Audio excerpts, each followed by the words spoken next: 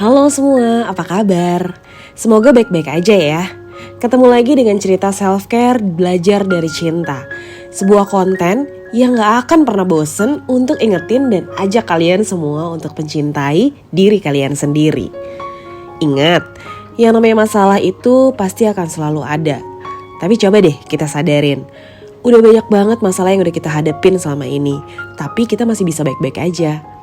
Di episode kali ini, BDC akan kasih cerita ke kalian tentang kisah seseorang bos toksik yang bikin kantornya jadi bangkrut. Tapi sebelum gue mulai ceritanya, subscribe dulu ya channel ini agar gue bisa semangat ngebuat konten tentang cerita self-care. Oke, kita mulai ceritanya.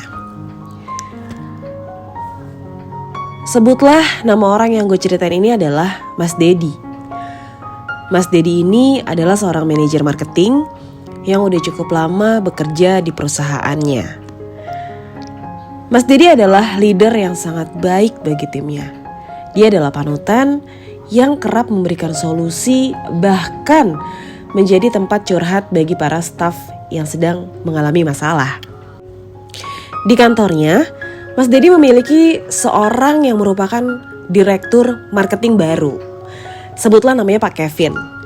Meski baru masuk hitungan bulan, Pak Kevin sangat ditakuti oleh para stafnya. Dia terkenal galak dan suka memaki, bahkan sampai mengeluarkan kata-kata binatang jika stafnya tidak memenuhi target yang dia buat. Tidak cuma itu, Pak Kevin pun memiliki kebiasaan buruk. Dia selalu datang ke kantor menjelang sore dan menghabiskan waktu hingga dini hari di kantornya sambil meminum minuman keras. Ironisnya, dia memaksakan kebiasaan tersebut kepada Mas Dedi. Hingga Mas Dedi sering bekerja lembur, bahkan begadang di kantor hanya untuk menemani atasannya. Nggak cuman itu, jika Mas Dedi tidak berada di kantor saat dini hari, Pak Kevin kerap kali menelpon Mas Dedi di jam yang tidak wajar, seperti jam 2 atau jam 3 pagi untuk membahas pekerjaan. Pak Kevin akan marah besar jika Mas Dedi tidak mengindahkan keinginannya. Awalnya, Mas Dedi selalu memenuhi keinginan Pak Kevin. Dia sering begadang di kantor, dan jika tidak di kantor, dia kerap menjawab telepon dari Pak Kevin pada dini hari. Tapi hal itu justru membuat petaka di rumah Mas Dedi. Dia jadi jarang bertemu dengan istri dan anaknya. Bahkan jadi sering bertengkar dengan istrinya. Karena itu, Mas Dedi pun memilih untuk rela dimarahin oleh Pak Kevin daripada kehilangan waktu dengan keluarga dan jadi sering ribut dengan istrinya. Begitupun jelang tidur malam. Mas Dedi selalu mematikan handphonenya agar waktu tidurnya tidak terganggu oleh Pak Kevin. Benar saja, Pak Kevin marah besar karena Mas Dedi dianggap membangkang. Mas Dedi bahkan mendapat surat peringatan akibat perbuatannya tersebut.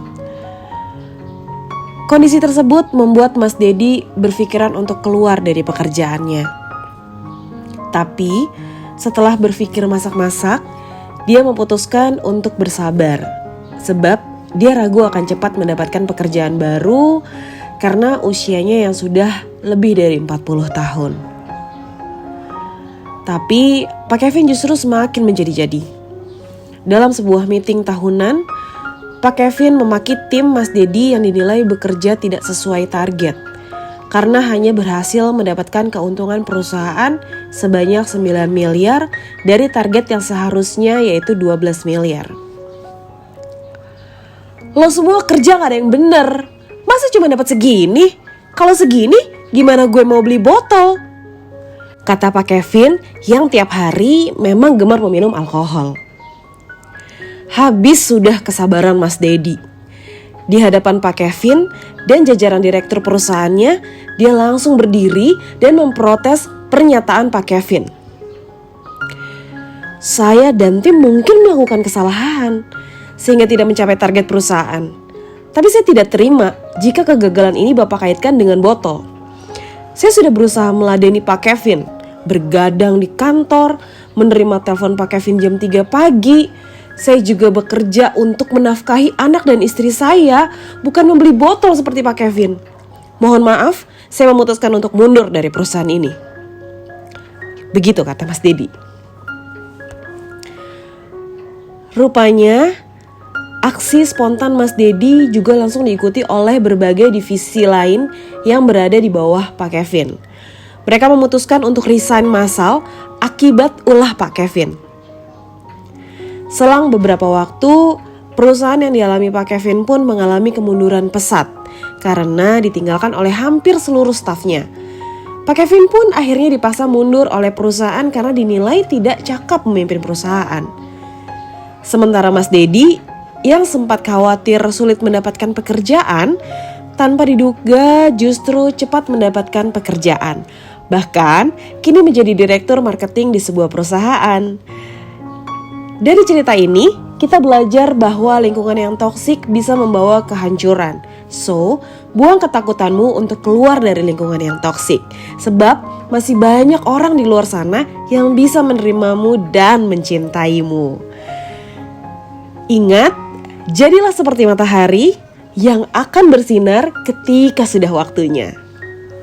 Segitu dulu ya cerita self-care BDC kali ini. Sampai jumpa pada cerita self-care BDC berikutnya. Jangan lupa subscribe channel YouTube BDC dan follow Instagramnya di @belajar dari cinta. See you!